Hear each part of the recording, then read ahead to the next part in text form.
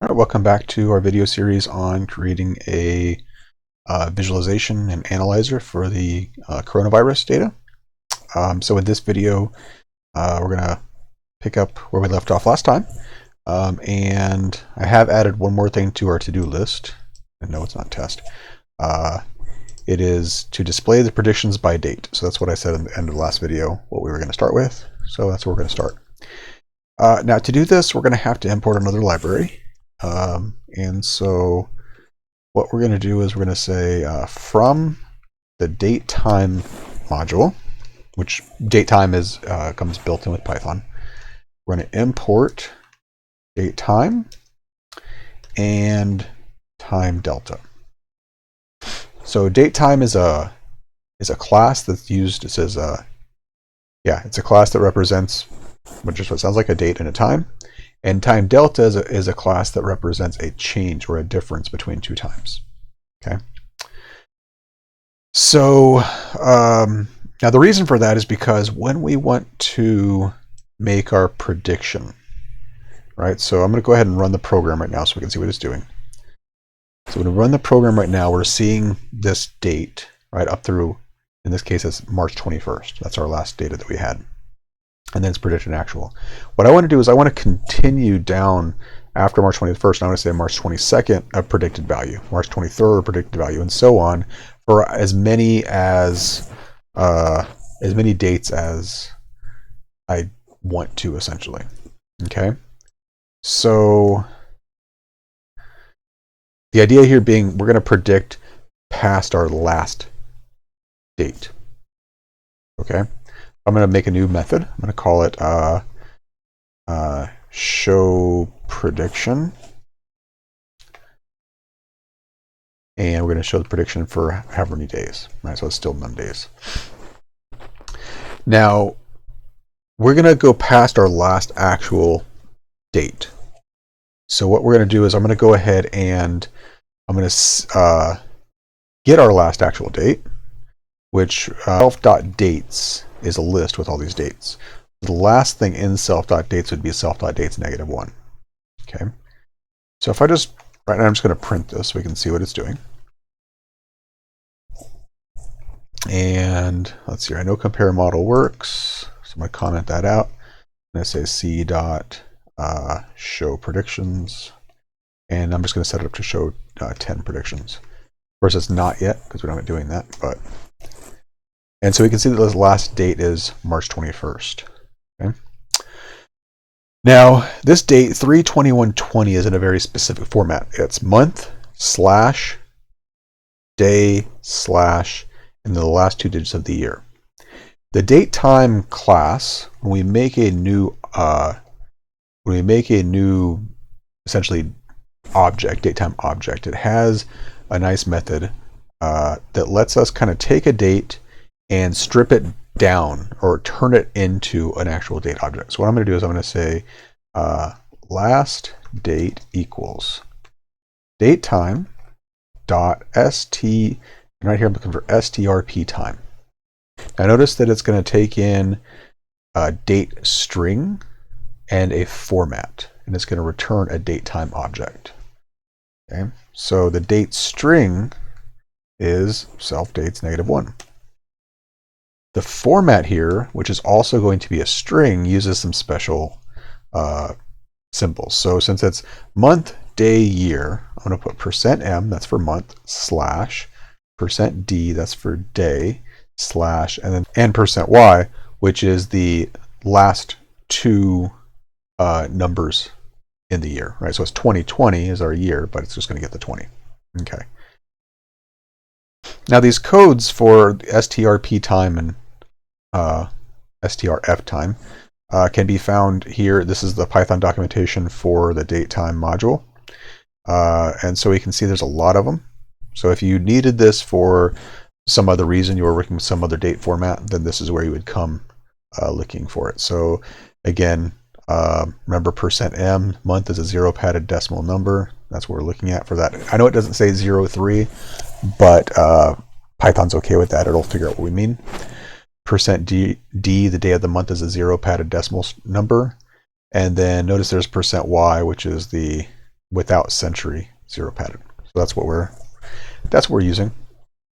So I just wanted to show you that. Okay, so last date now holds a date. So the next thing we need to do is define what 1 day means. So I'm going to start by saying 1 day equals, we imported time delta, and it's expecting some value. So notice it has days, seconds, microseconds, milliseconds, minutes, hours, and so on. And so I'm just going to go ahead and say days equals 1. Okay, so what this is doing is this is a variable that now is basically storing, okay, this is 1 day. Okay, and so now I'm going to make a list. I'm going to call it future dates. I'm just going to say for I in range, we're just going to say num days. Okay, for I in range, num days. And what we're going to do is we're going to get the last date and add on 1 day. All right, so I'm going to say last date equals last date plus 1 day. Right? And then we're going to append last date into our future dates list. So future dates dot append last date. Okay, now I'm going to come back to this later and get really confused. So what I'm actually going to do is I'm going to change this variable name just to date. All right, so date equals date plus 1 day, and then append date. All right, so we're starting, here's where we're starting, and then we're adding on 1 day. And so then we have this date that we're appending, okay? Except we don't want to append it as just a date, okay? We want to turn it back into the same format as what we're seeing down here. So that's where the strf time. So strp time takes in a date or a time. strf time formats a time, okay? And so we're going to say strf time, and then we're going to give it a string, which is going to be the exact same as what we took in right here. Okay, so we want to show the number of, we want to show predictions for num days, but we want to go past the last day. So our predict method down here takes in the number of days, but remember it's actually starting from day 0. So we need to give it all the days that we have plus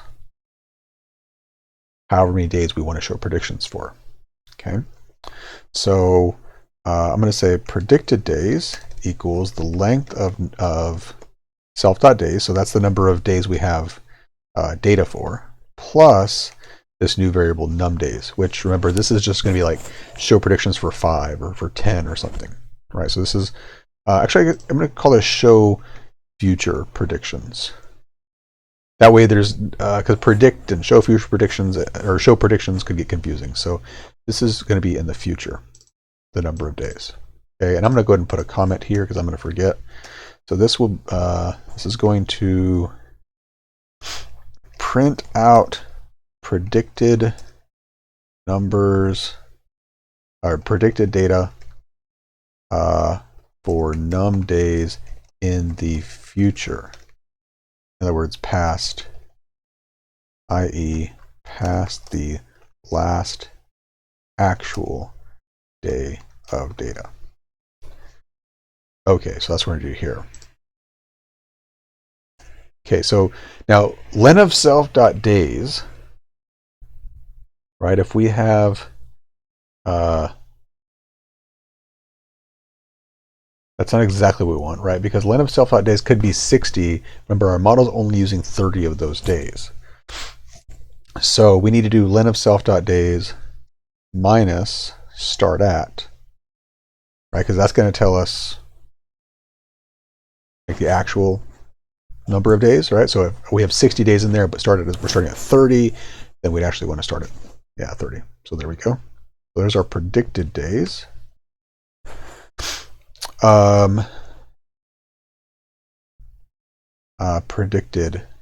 Predict num days. There we go. So now we want to use our model right? We could really predict here. And get those predictions. So let's go ahead and say predictions equals self.predict, predict number of days. Okay. Now, again, predictions here is going to be all of the days. It's going to include all of our data, right? And then predictions. All right, so in other words, if I print predictions right now, and I run this, must have a typo. Oh yeah, show future predictions. Change the name of the method. Got to change it everywhere. Okay. Self dot dates. That could be a problem. No, that's okay. That's good. There we go. So notice we're getting all of the data. There's that 25,000 number that we've seen before. So we really just want starting at the 36,000. Right? So we have 1, 2, 3, 4, 5, 6, 7, 8, 9, 10 data points after that. So that's what we really want to show. So how do we know how many days to ignore? Right? Well, I'm going to go ahead and just say, you know what, predictions are actually not going to start at the beginning. We're going to do predict, which is going to give us all these numbers, but then we want to just get the last num days. So how do we get the last num days? Well, if we think about it, if we wanted the last day, we would say -1 as our index, right? If we wanted the last 2 days, we would say if we went the next last day, we would say -2. The third from the last -3. So what we can do is we can say minus num days to the end. And now if we run this, there we go. Okay, so there's some of that really nice Python syntax thing right there. We can use the fact that we can take in negative indices to really simplify that idea. Okay, so there's our predictions. And so now it's just a matter of printing those out along with our future dates. So in a similar way to what we did for our compare model, I'm going to go ahead and just do a for loop, for I in range, len of predictions, right? Because that's predictions and future dates should be the same length. Let's check that really quick. So print len of predictions, print len of future dates. They should both be 10. They are. Okay, cool. All right. So now I'm going to go do a for loop for I in range, len predictions, and I'm going to do the same. I'm actually going to do this exact same print statement. So I'm going to copy this. Not exact same, but pretty close. Right? So it's going to be future dates, I. Okay. And then predicted is just going to be predictions, I. Now we don't have a difference, right? Because remember, these are just predictions. Okay, so now I'm going to save that. I'm going to leave my, this probably isn't necessary because there's nothing after it. Yeah, so let's go ahead and run this. Cool. And so now we can see those predictions based off of our model. So if we compare model, followed immediately by future predictions, we can see, well, it doesn't line up exactly right, does it? I think this 0 in front would be nice, right? So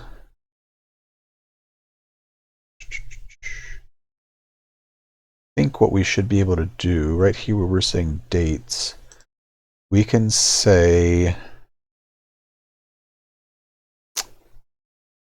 uh, 0. Let's make it 8 wide. No promises here. I don't know if this is going to work or not. Ah, it did. Sweet. Check that out. Oh, no. Oh, no. What happened? Why do we get 0, 0? Oh, because it's padding. Okay. Yeah, that's not going to work the way I'd hoped. But if I put 8 right there, it should at least line everything up. Okay. So that'll be it for now. I mean, that'll work for now. We'll see if we can figure out how to get that 0 later on if we want it. But for right now, this looks pretty decent. And so we can see that, this difference is, it's only, the prediction, the actual predictor was a little bit high here in this last date. And so then we would expect this to be a little bit high and this to be a little bit high and so on. Of course, again, we know that right now, which is April the 6th, I'm recording this video, we're closer to this number right here, which our model predicted about a week ago. So our model is a little bit too steep compared with reality, which again, that's a good thing. We want our model to be wrong when it's predicting very large numbers. That's good for everybody. But yeah, so that's going to do it for this video. Thanks for watching, and we'll see you next time.